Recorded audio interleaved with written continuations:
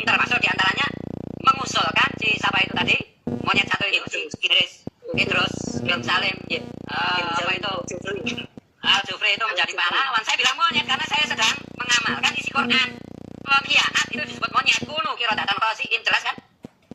Kalimat monyet itu bukan saya alamatkan untuk guru tua, tetapi kepada upaya-upaya sekelompok orang yang berusaha mensiasati orang yang tidak memenuhi syarat sebagai pahlawan nasional untuk bisa tetap diangkat sebagai pahlawan nasional. Kedua, walaupun demikian, jika apa yang saya nyatakan itu dianggap menghina kepada pihak-pihak yang terkait, saya menyatakan memohon maaf.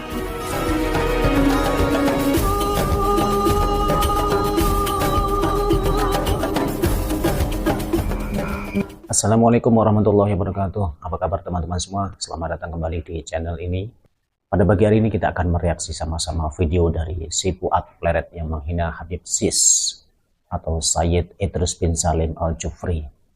Mari kita saksikan sama-sama pencerahan dari beliau, Bapak yang punya channel Sabtu. Assalamualaikum warahmatullahi wabarakatuh.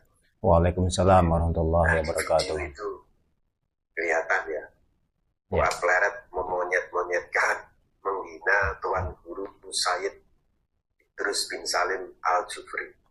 Nanti saya untuk mempersingkat sebutan nama beliau itu saya singkat Sis Al-Jufri. Sis itu singkatan dari Sayyid Idrus bin Salim. Nah, nama Sis Al-Jufri ini kalau Fuad Pleret tahu, itu kan sudah lama diabadikan menjadi nama bandara udara di Palu. Karena memang pusat perjuangan dari Tuan Guru Sis Al-Jufri itu ada di Palu, ya. Di Palu itu mana? Sulawesi Tengah. Sulawesi Tengah, ya. Nah, ngerti enggak Fuad Pleret itu soal itu? Dan dia tahu enggak siapa yang mengukuhkan nama bandara di Palu itu dengan nama Bandara Mutiara Sis Al-Jufri? Pasti nggak tahu dia. Itu yang mengukuhkan tokoh Kristen. Dia. Menteri Perhubungan pada waktu itu yaitu Bapak E.E. Mangindaan. Bapak E.E. Mangindaan itu juga pejuang. Ini orang Kristen beliau. Malah menghormati Tuan Guru Sis Al-Jufri. Mengakomodir gagasan untuk menamakan bandara di Palu itu dengan nama Mutiara Sis Al-Jufri. Fuad Pleret tidak. Kenapa nama Tuan Guru Sis Al-Jufri itu dijadikan nama bandara? Ya berarti beliau diakui ketokohannya. Beliau diakui rekam jejak perjuangannya, terutama pada zaman Hindia Belanda, di mana beliau mendirikan lembaga pendidikan yang namanya Al-Khairat itu yang sudah melahirkan orang-orang hebat sekarang itu ya.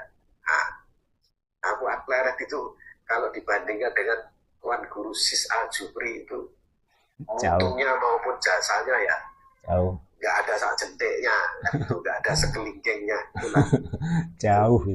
Kok bisa-bisanya dia itu menghina, mengata-katai Tuan Guru Sis Al-Jufri itu sebagai monyet ataupun pengkhianat. Kenapa Fuad Pleret mengatakan? Karena memang di dalam hatinya, di dalam otaknya itu sudah melekat kebencian kepada Alawi. Jadi dia itu sudah memutlakkan kebenciannya, memutlakkan apa yang diyakini sebagai kebenaran bahwa Pak Alawi itu bukan keturunan Nabi Muhammad. Ya oke lah, kamu nggak masalah ya, nggak percaya Pak Alawi itu keturunan Nabi Muhammad. Terserah. Kamu nggak setuju kalau Tuan Guru Sis Al-Jufri itu dijadikan pahlawan nasional, nggak apa-apa, nggak masalah. Itu nggak dosa kamu. Apa nggak setuju beliau jadi pahlawan nasional, nggak dosa. Tenang aja. Tapi Bu ya, omongannya itu yang sopan, jangan menebarkan fitnah, ya, memfitnah seolah-olah Tuan Guru Sis Al-Jufri itu pengkhianat. Kemudian dikata-katain, dihina sebagai monyet. Kerodakan khosiin. Islam yang benar. Nggak beradab ya tuh si Fuad itu. Kristen itu aja menghormati Tuan Guru Sis Al-Jufri. Nah, si Fuad Pleret ini yang bukan siapa-siapa, yang dia mengaku-ngaku orang Islam, Nahdien, kok dia sampai mengeluarkan statement yang bersifat fitnah dan menghina seperti itu. Nah, jadi dia itu kan gak ngerti tuh, karena sejarah perjuangan Tuan Guru Sis Al-Jufri itu dulu zaman Hindia Belanda itu bagaimana, itu kan gak ngerti. Yang diinget-inget sama dia paling ya cuma informasi bahwa Tuan Sis Al-Jufri itu dulu dari Yaman datang ke Nusantara, terus dalam khayalannya dia itu ya, anti Belanda, opini-opini yang sesat itu. Jadi Fuad Pleret itu berkhayal bahwa Tuan Guru Sis Al-Jufri itu mengkhianati perjuangan kemerdekaan Indonesia, dia adalah anti Belanda, gitu. Jadi dia berkhayal seperti itu. Namanya juga khayalannya dia itu ya didasarkan pada informasi-informasi yang menyesatkan. Ya. Cobalah digali lebih dalam bagaimana perjuangan orang-orang Indonesia yang berasal dari Hadramaut itu. Paling nggak baca bukunya Profesor Asumardi Azra itu ya. Nah, itu ada itu jaringan ulama Timur Tengah yang ada di Nusantara. Nah, coba baca itu bukunya Profesor Asumardi Azra. Nggak pernah baca dia itu. Ilmuannya rendah itu. Perjuangan para ulama dulu di Indonesia termasuk dalam rangka untuk memperjuangkan kemerdekaan Indonesia termasuk lewat jalur pendidikan. Nah, jadi gitu. Sejarah itu harus dibaca, dicari literaturnya. Bukan dilihat dari video, yang video itu juga tidak menjelaskan referensinya dari mana, dan bahkan ada kemungkinan referensinya itu dipalsu. Ya, tapi kalau buku-buku ilmiah yang dibaca, buku-buku yang sudah teruji, ya, buku-bukunya para guru besar sejarah itu yang harusnya dibaca, bukan menelan informasi-informasi yang sesat. Itu, yang hoax itu. Dan itulah ilmunya Fuad Pleret itu, ilmu sesat itu, ilmu hoax. Ya. Dari opini-opini yang menyesatkan itu. Kamu nggak percaya kalau Pahlawi keturunan Nabi Muhammad gitu. Terus misalnya nggak setuju kalau Tuan Guru Sis Al-Jufri jadi pahlawan nasional, ada apa-apa, silahkan. Tapi nggak perlu melontarkan hinaan, fitnah seperti itu, kan nggak bagus. Ya memalukan lah. Orang Islam dilihat seperti itu, musuh orang Islam terus kemudian memusuhi orang Islam sendiri, gitu ya. Itu dilihat dari luar itu, ya memalukan, cukup memalukan. Kok ada? Apakah itu orang terpelajar beneran apa enggak? Itu meragukan ya. Bukan cuma sekedar lucu, tapi memalukan. Nah, jadi begini, orang-orang Hadramaut yang sudah datang di Indonesia, baik dari zaman dulunya dari jalur India maupun dari jalur langsung dari Hadramaut, ada yang di abad 15 dan seterusnya sampai abad 18 gitu ya.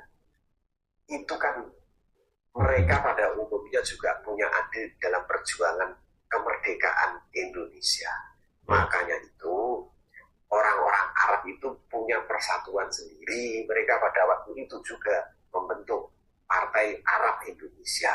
Bahkan pada tahun 34 ya, itu kalau tidak salah tanggal 4 Oktober, orang-orang peranakan Arab yang ada di Indonesia itu, mereka mengadakan sumpah yang namanya Sumpah Pemuda Indonesia Peranakan Arab.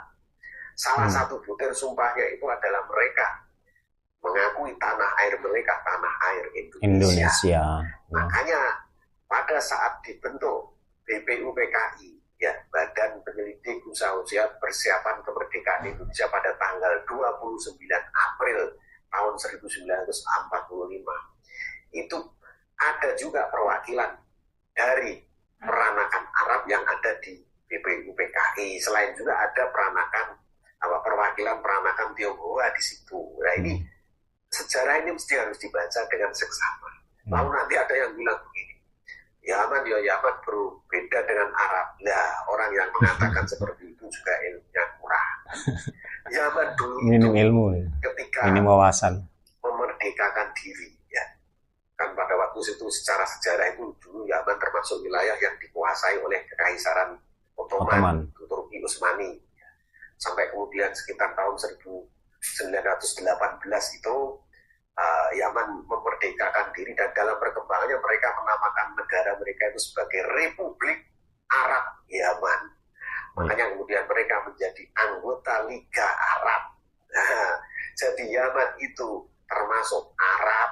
Jadi negara-negara Arab itu bukan cuma Arab Saudi, ya, bukan cuma Kuwait, Qatar, Oman, tapi juga termasuk Yaman. Itu juga termasuk Arab. Makanya Yaman itu banyak termasuk Arab anggota Liga Arab. Nah, ini mesti dipelajari hal yang seperti itu. Jadi jangan ngawur-ngawur, jangan dapat informasi dari video satu kali aja langsung dipercaya. Akhirnya sesat.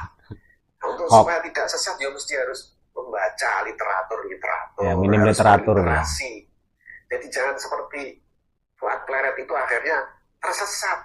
Karena yang jadi kiblatnya dia itu cuma Imaduddin Utsman. Lah itulah, karena yang jadi kiblatnya dia Imaduddin Utsman, dia ikut-ikutan tersesat. Akhirnya dia memusuhi orang Islam sendiri, dan itu ditertawakan oleh orang luar. Itu ya.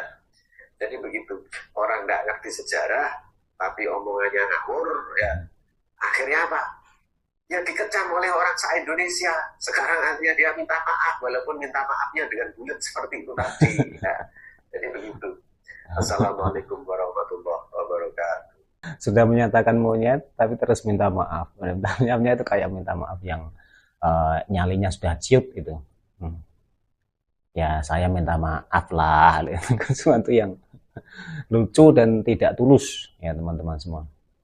Ya tadi sudah kita saksikan sama-sama apa itu pencerahan dari Bapak Sabtu Tawon ini, bahwa kesimpulannya si Fuad Pleret itu suka memakan mentah-mentah isu-isu yang hoax. Kemudian si Fuad Pleret ini kurang literasi, jadi dia itu harus menambah keilmuan, menambah wawasan agar dia tahu Habib Sis itu siapa, perjuangannya seperti apa. Kemudian dalam Al-Quran kunu qiradatan khosyin itu asbabun nuzulnya apa, artinya apa, itu dia itu harus tahu semuanya. Kemudian akhlaknya, akhlak kesesama muslim itu bagaimana, itu harus belajar semua itu Mas Fuad ya. Ya mudah-mudahan panjenengan mendapat hidayah dari Allah SWT, dan mudah-mudahan panjenengan ini tidak diproses polisi ini, karena panjenengan sudah rasis ini. Kalau nanti ada proses hukum ya terima saja itu, dan itu mudah-mudahan menjadi pelajaran bagi panjenengan agar tidak mengulanginya lagi. Sudah gitu aja ya Mas Fuad dan teman-teman semua, dan insya Allah kita akan jumpa lagi di video yang akan datang.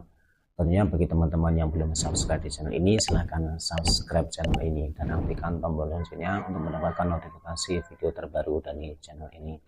Wassalamualaikum warahmatullahi wabarakatuh.